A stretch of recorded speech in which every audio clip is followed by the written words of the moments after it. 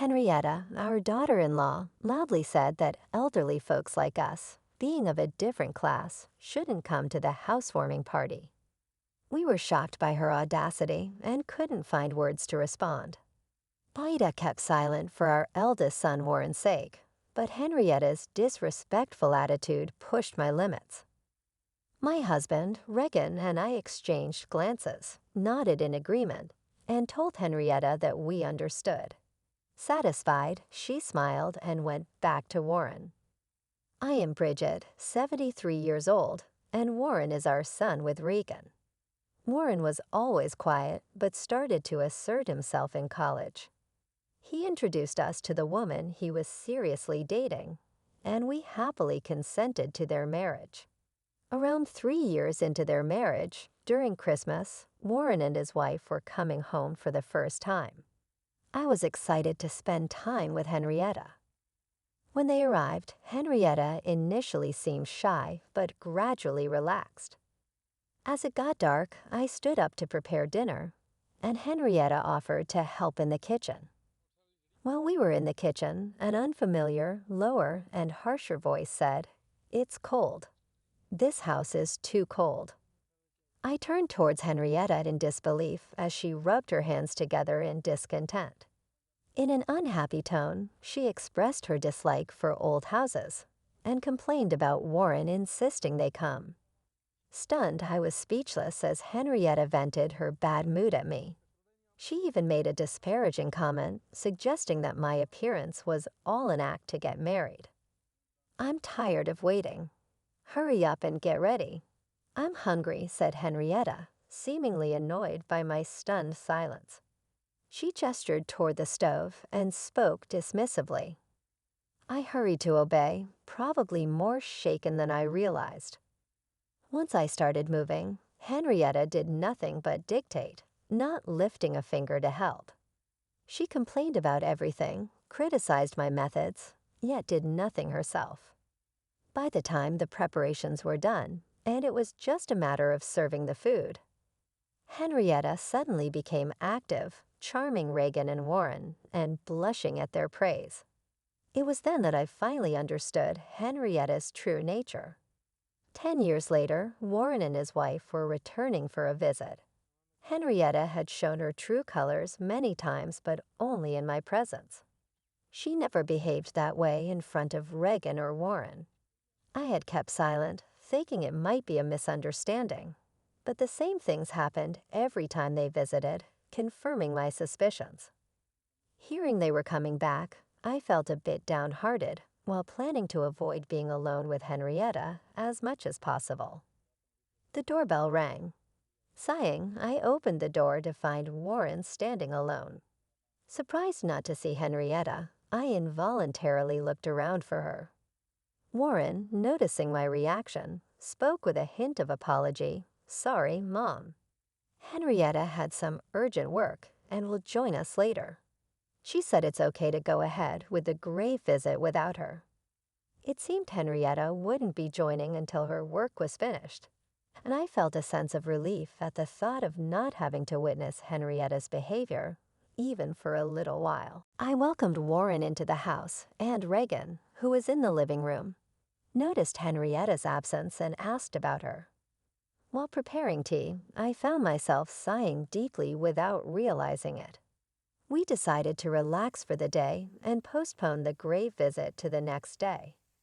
When Warren informed Henrietta, she responded, "Understood, but I still can't finish my work and come over, so please apologize to the others for me." Regan laughed it off as unavoidable, but I couldn't help feeling that Henrietta just didn't want to attend the grave visit. However, I couldn't voice such thoughts, so I just said not to worry about it, and we spent the day uneventfully. The next day, after visiting the grave and relaxing at home, Henrietta called, saying, "Finally finished with work, so I'll be heading over tonight." The timing of her call, right after the grave visit, seemed a bit off to Regan and Warren too, heightening my suspicion. That evening, just as we were about to have dinner, Henrietta arrived. She appeared a bit sweaty and out of breath as if she had rushed. I frowned involuntarily, but Regan and Warren were so pleased to see her that I decided not to say anything. Henrietta, freed from work, was told to take a shower first while dinner was being prepared. She replied somewhat apologetically. When she emerged from the bathroom at dinner time, she muttered upon seeing the food on the tray, sandwiches. That's it. After a hot day at the grave, I'm tired of eating this. I managed to avoid going to someone else's grave in this heat, and all I get is a simple meal. Henrietta tied up her hair and walked toward the living room. I felt angry but couldn't find the words to confront her. In the living room, she instantly started chatting happily with Reagan, leaving me silently frustrated.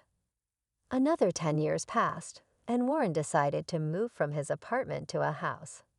After discussing it with Henrietta, they decided to pay as much down payment as possible themselves, but asked us for a little help with the shortfall.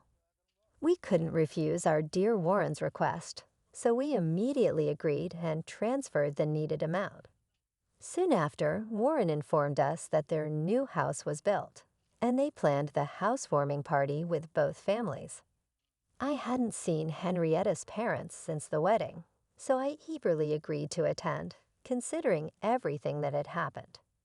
Warren was delighted with my response and immediately shared the news with Henrietta, who I imagined was on the other end of the phone. Thus, we were set to attend the housewarming party next month. A few days after this was decided, Henrietta unexpectedly visited alone. I was surprised by her unannounced visit and opened the door without realizing it was her. Looking up, I saw Henrietta with an unhappy expression and was taken aback. "I'll come in." Henrietta quickly checked for keys in the entrance and pushed past me to enter the house. Her arrogant behavior continued as she walked into the living room, probably because she noticed that Regan's keys weren't in the entrance. Indeed, Regan was out for his daily walk and wouldn't be back for a while. Taking advantage of this, Henrietta had barged into our home. Feeling trapped, I followed her into the living room where she waited for me without sitting down. Before I could even close the door, Henrietta glared at me and said, "Bridget, you're planning to come to the housewarming party. It's a nuisance, so can you please not come?" Surprised, I responded, "What are you suddenly talking about?" Since Regan wasn't there, Henrietta, crossing her arms, started speaking in a high-handed manner. "You're planning to tattle to my parents about me, aren't you?" Henrietta glared at me with evident disgust, clearly not wanting her parents to know about her behavior. She must have specifically chosen a time when Regan was out and she had a day off, knowing about Regan's routine walk, and had timed her visit accordingly. Henrietta was cunning indeed. Calmly, I replied I had no such intention, but now that you mention it, it might not be a bad idea. Henrietta frowned in annoyance, saying, "It's no joke. I married Warren because he's good-looking and earns decently. I don't want to deal with annoying relatives." Henrietta's expression froze when she realized I had caught on to the true reason for marrying Warren. As I worried about her strange behavior, the living room door opened behind me. Turning around, I saw Regan, who looked surprised as he gazed at Henrietta, realizing that her conversation with me had been. Overheard, Henrietta clicked her tongue, but decided to brazen it out, telling us the real reason elderly folks like us, being of a different class, shouldn't come to the housewarming party. We were astounded by her audacity and at a loss for words. I reached my limit with Henrietta, daring to say such things even in Warren's absence. I had kept silent for Warren's sake until now, but I could no longer overlook such behavior. My husband, Regan, seemed to share my sentiment at her utterly disrespectful attitude. We exchanged glances, nodded in agreement, and said to Henrietta, "Understood." Satisfied, she smiled and went back to Warren.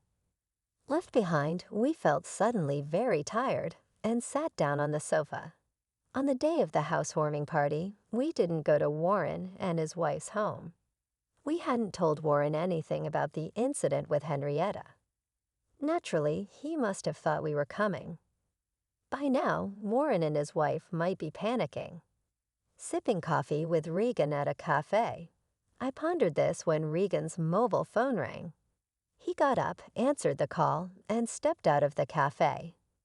I quickly paid the bill and followed him out. Getting into the car, Regan switched the phone to speaker mode so I could hear Warren's voice too. "Dad, something strange is happening. All my relatives have suddenly got other plans, and you and Mom haven't arrived yet.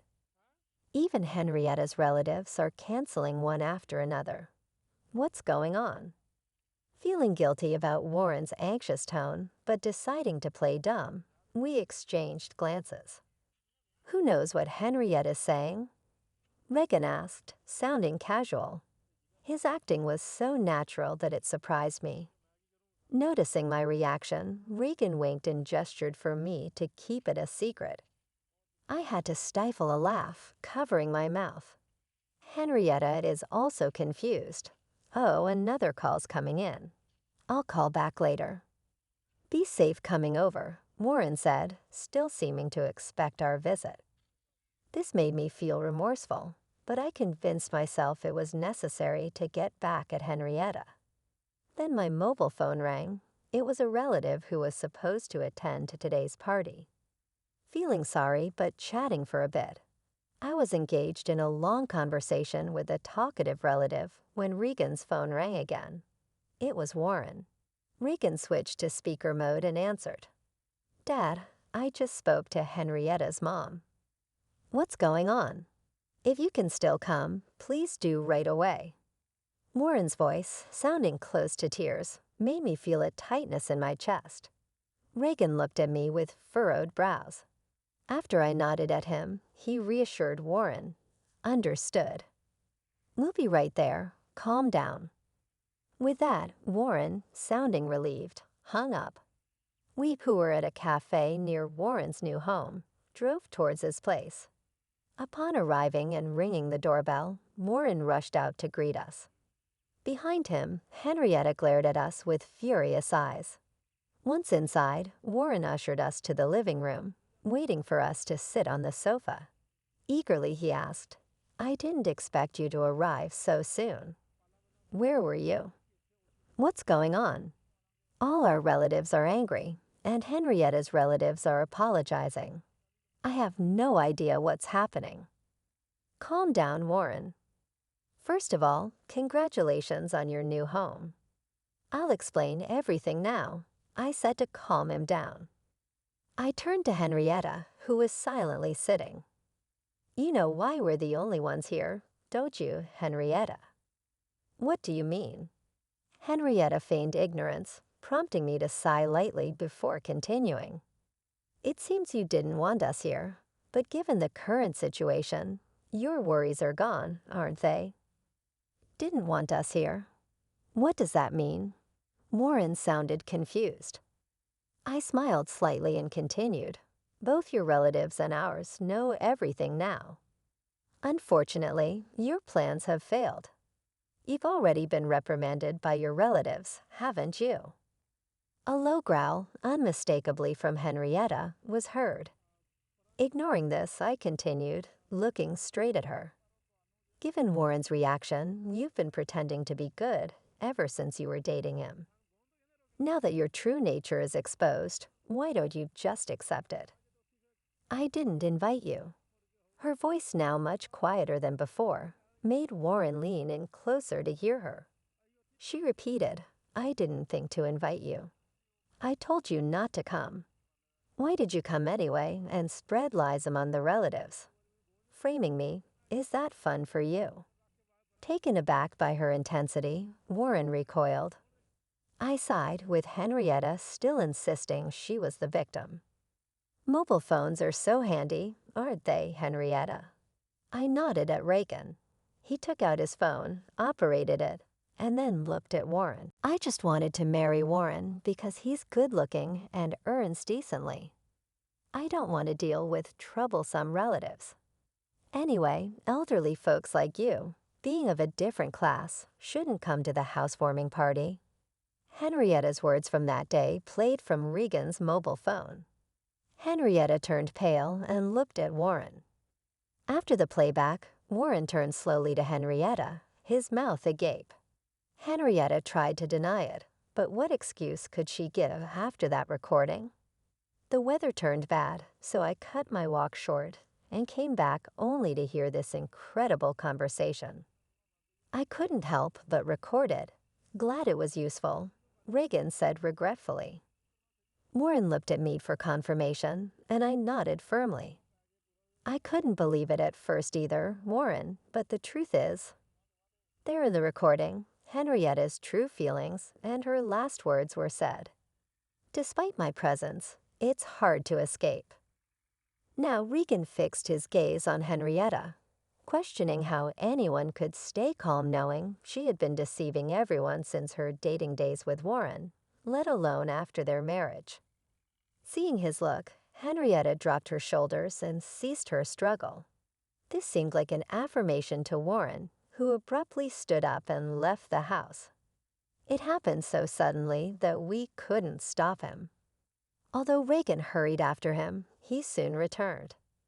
Apparently, Warren had driven off somewhere, leaving his mobile phone behind, making it impossible for us to call him. Henrietta, left behind and surrounded by us, sat trembling and pale, huddled up as time passed helplessly. Warren eventually returned, holding something in his hand, which he slammed in front of Henrietta, saying quietly, "Sign the divorce papers and leave." Henrietta looked up at Warren, her mouth agape, but Warren repeated himself, took a pen from the holder on the table, and began to fill in his part. After finishing, he forced the pen into Henrietta's hand and tapped on the divorce papers. "Come on, sign and leave." Overwhelmed, Henrietta, though frightened, filled in her part. She looked at Warren when finished, but he, without making eye contact, was checking for any missing details. Finding no errors, he forcefully made Henrietta stand up and dragged her to the front door. He then pushed Henrietta out of the house, ignoring her attempts to cling to him, and throwing her back outside. "It's late, so I'll submit this tomorrow." "Don't ever come back to this property," he said, slamming the door shut and locking it. Henrietta's pleading voice could be heard from outside, but Warren ignored it and turned to apologize to us. "I'm sorry for the trouble. I had no idea she was like that." We could say nothing to his deep apology, just embracing him. Before long, Henrietta's voice faded away. We decided to stay at Warren's new home that night. The next morning, Warren submitted the divorce papers first thing, and his divorce from Henrietta was finalized. Concerned about his heartache, we chose to stay another night. That evening, with a somewhat calmer Warren, we discussed everything that had happened. As we recounted the past events, Warren listened with clenched fists. Regan, who was also unaware of these details, placed his hand on my shoulder as I spoke. Then we revealed the truth about the current situation. After Henrietta had left, telling us not to come, I learned that Regan had spontaneously recorded the conversation. We decided together to inform Henrietta's parents. When we called and explained the situation, Henrietta's parents, initially in disbelief, changed their attitude and kept apologizing. After hearing the recorded audio, angry about their daughter's misdeeds, they intended to tell the relatives who had planned to attend the housewarming party not to go. After hanging up, we discussed and decided to do the same with our relatives. They too were furious and said they wouldn't attend. That is how the current situation unfolded. Hearing all this, Warren's shoulders drooped again, worried but unable to do anything. We decided to spend another night. The next day, Warren came into the living room looking relieved and shared what happened the previous night. He had apparently contacted his former in-laws. Henrietta was now at her parents' home, being disowned and facing eviction. They also planned to bring alimony, which would be imposed on Henrietta as her debt. While Warren felt this was not enough, he seemed more settled than expected. After returning home, we immediately started packing up our old house.